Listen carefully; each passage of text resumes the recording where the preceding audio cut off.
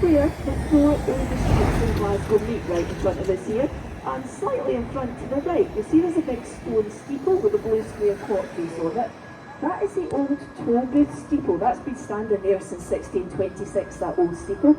And although it's just a bell tower now, when that was constructed back then, that was part of a 5-storey building called the Tollbooth or the townhouse. So being the old city centre, people would come here to pay their rent and their taxes. The city prison was part of that building as well. You could have markets here. And they had public hangings here as well. You could be hung for over 200 times back in the 1600s. They were a bit more strict back in those days. But back in 1921, the people who were nice Cherry Street name for you were taking you on the way to the gallows. But you're okay, we're going in the wrong direction. These are behind us here. But yeah, we do have some quite cheery street names in Glasgow when I think about it. We've got the way to the gallows, we've got Argyll Street named after the Duke of Argyll because his funeral procession happened there, so we need some cheery ones in the way round as well. So just to lighten the mood a little bit, just in front of us on the left hand side, on the purple end of the building coming up, is another popular piece of street art. Some of you might recognise or know Sir Billy Connolly, the big one, Glasgow comedian and actor. And that's one of 3 murals across Glasgow that was commissioned a few years back to celebrate his 75th birthday. This was done by a girl from Edinburgh called Rachel McLean, this one, and she designed his costume. It's called a Jacobite dandy costume. So obviously some of you are familiar with Billy Connolly. It's made up of lots of his famous jokes. Now, I can't tell you very many of them. You're on a bus too. He said as well, and I don't think this was really a joke, but he always said that if you were born and raised in the west coast of Scotland, your skin's so pale that it's pale blue and it takes you a week to go white when the sun comes out. You just need to look at me and you know that's true. That one's not a joke. So this is the old East End side of Glasgow. The city started from the cathedral behind us, grew down towards the River Clyde, and then, like most old European cities, it expanded into the old East End side before joining on with sort of smaller villages to the west and the south, and that's what makes the bigger city of Glasgow that's here now. Because we're just coming right to stop number 4. I see some of you have spied some of the police boxes that you'll find across Glasgow. Not Doctor Who's TARDISes, unfortunately, but they are also listed, believe it or not, these little old police boxes, of a historical connection. So folks, this is stop 4. Just be aware that the market here is not closed, not open, sorry, throughout the week. It is just a weekend market. But this is stop number 4, just here at the Old East End. So there's a very old weekend street market in this old part of the city, and just as we're turning, if you look over to the left, you'll see just behind the green building here, there is a large red arc in front of the old church, and that says the Barras along the top. And that's another old, we'll teach you some Scottish words today, that's another old Scottish word for a hand cart or a hand barrow. And that old market over there has been there since 1921, when it was started. Just watch your trees on the left, folks, first tree alert. So it was started over there back in 1921 by a local lady called Maggie McIver. Now she's sometimes called the Barras Queen here in Glasgow because she rented barras, she rented hand carts over there to the old traders to give them a safe space to trade from. And she was actually a multi-millionaire by the time she died. Oh, she actually made a fortune from her old street market there. Are you okay to stop here for a minute, Annie? So I'm going to take a drink. Just water.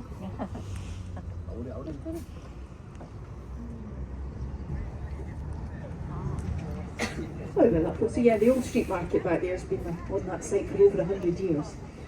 Now normally, and King James decided to give this as a gift to local people in this old part of Glasgow. There was lots of poor families lived around here.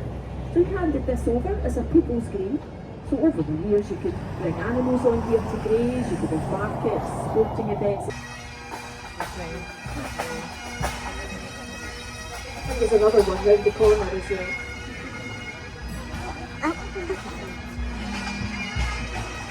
Now you know why we can't get into Glasgow. Just Huh? So yeah, somebody calls you the top of the steaming here in Glasgow, to go back to my story. The dangerous last ever public hanging was held in the city back in 1865. So they would bring the prisoners under High Court. to the gallows, facing into Glasgow. High Court of Glasgow. No pipe bands back in those days. But about 80,000 people turned up to watch the last public hanging on that site all those years ago. And that was a local doctor, a man called Edward William Pritchard, better known in Glasgow as the Human Crocodile. And that was thanks to all the women that he murdered. No men, it was all women. But the only two as we know it now. Now as you can see, we've got the River Clyde just to the left-hand side of us here behind the tree. Clyde from the Fish 1870s market. right up until the 1970s. The River Clyde back then was much shallower, much narrower than the river that comes up this far now. So it was only safe for sort of canoes or small fishing boats to come up here. And some of you might see this from a bit further back, but as we go round the corner, if you just look up onto the roof of that old building, you'll see it's built around another old stone steeple. Village kids through music school as well as it having reopened, and that was in agreement with the families that were impacted that night. So folks, normally we would head straight through the centre of the Merchant City district, but we've got Spider-Man to thank for the fact that we can't do that today. So we are on a little bit of a diversion route from here. So we'll be turning left, just here into Howard Street. If anybody's looking for the shopping districts that are Argyle Street or Buchanan Street, where shops stops 6 and 7 normally are, we do have a temporary stop just round the corner here. Just ring the bell if you do want to go off here. We've got a bit of a temporary stop for 6 and 7, just as we turn left. And again, you've got the Merchant City district just in front of you there, where a lot of the old warehouses and a lot of the old marketplaces are. And also the world's oldest music hall, the Britannia Panopticon, is just behind the buildings there on the right hand side. So folks, we've got a temporary stop just here on the left. If you want to go and spend your money in some shops at the moment, I think you should just stay with us. Yeah, Yeah, good. I like the view. If we had brought you along here in early 1970s, you would not have had a shopping centre, the glass roof shopping centre on your right hand side here. That is the St Ina shopping centre. Nothing terribly interesting about it. There's shops and cafes and a cinema inside. But back in the 1970s, that is where the largest railway station in Glasgow was, the St Ina railway station. There was a really nice old Victorian railway hotel. When they decided to merge a lot of the railway stations in Scotland, they decided this was the one that they were going to pull down. And sadly we lost the St Ina railway station that was here.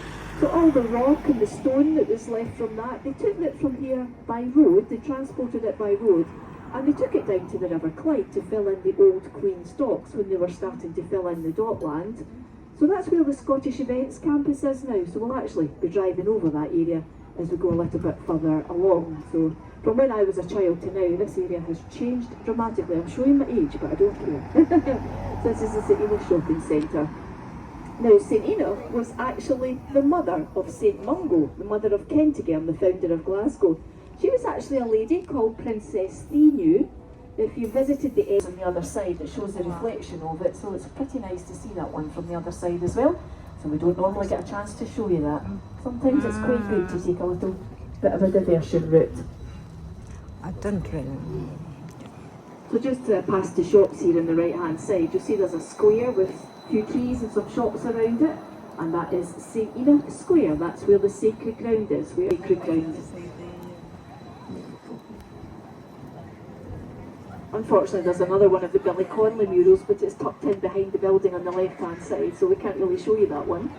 On the old Hootenanny pub, if you're looking for it later. You know, we're just about to go under the railway lines of the largest railway station in Glasgow, that is Central Station. And it's an old Victorian railway station that was built around here back in 1879. A village around here called Grahamston. And as I mentioned earlier, Glasgow's made up of lots of smaller villages that have all joined together over the years. So the village of Grahamston that was here, that was home to over 1,000 people. Want to get There was up. a church, there was a railway, Wow. all sorts of different things in It's it. queuing. And that was all demolished, all to build the railway station. And we're just about to go under the railway lines, round to stop number 8 for Central Station. So the railways were wealthy, they had lots of money, and what they wanted they got, and sadly we lost our village. Now, Alnuco will try to tell you that we've got a hidden village underneath here, lived here before. Oh, that is the largest. Maybe? Who knows? That wasn't there, it wasn't. It's a railway museum. There's the old Victorian railway platforms on here. And there's also old tunnels from the 1600s that were used by the villagers. So, not a hidden village, I'm afraid. But if you ever want to do the tour of Central Station, if you're in Glasgow for a couple of days, it's quite a nice way to spend an hour or two. If you go into the main concourse, they take you way deep down underneath here, and you'll see all that underneath these streets. You just wouldn't know that was down there. So we'll shortly be at stop number 8, which is just on the corner here on the left-hand side, and that is for Central Station. And as we get to the top of the road here, corner here from Motel 1, you'll see the main green and black here in Glasgow. Because many years ago, some of the first people that came here to try and find work, that was the highlight of television. They were transmitted from London, and right at the far end of this station is the Grand Central Motel, which was added a few years after it was built. And that's where we received the first ever TV pictures anywhere in the world. So Central Station. Around this old station as well. If anybody's taking pictures of the railway bridges, people sometimes do. I always give people a bit of a challenge. If you take a picture of it, zoom in on it when you go home. Because the man who designed that railway bridge, actually his face is within the gold design of it. But I am not telling you where it is. You can go streets in Glasgow. We'll actually be on and off this one a few times today. Goes for about 3 miles right out to the west end of Glasgow. But this old street in front of us was original America. So once the American War of Independence happened, that put a really quick end to the weaving industry around these old parts. So this is stop number 8, just here at the Radisson Hotel for Central Station. Stop number 8.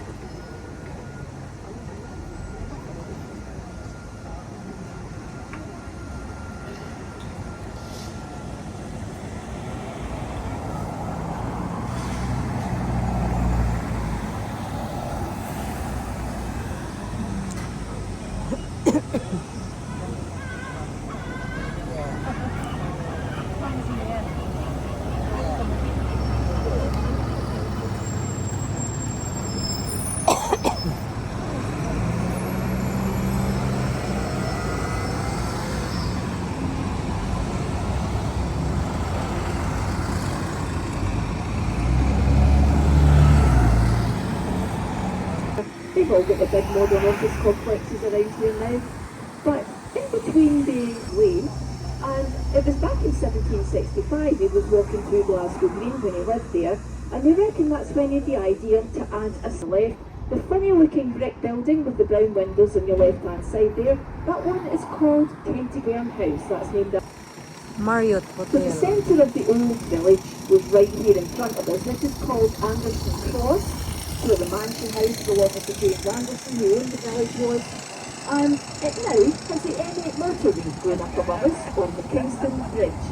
So the old Anderson district and many other districts through Glasgow's central corridor here, they were all pulled down back in the 1960s all to build the motorway that we're about to go underneath here.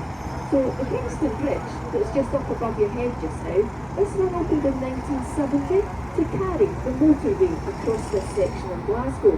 Now, the villagers, they were moved away from here, but as Andrew's led to take us underneath this bridge, you might not want to know this, but this bridge is named after Kingston in Jamaica, and it's all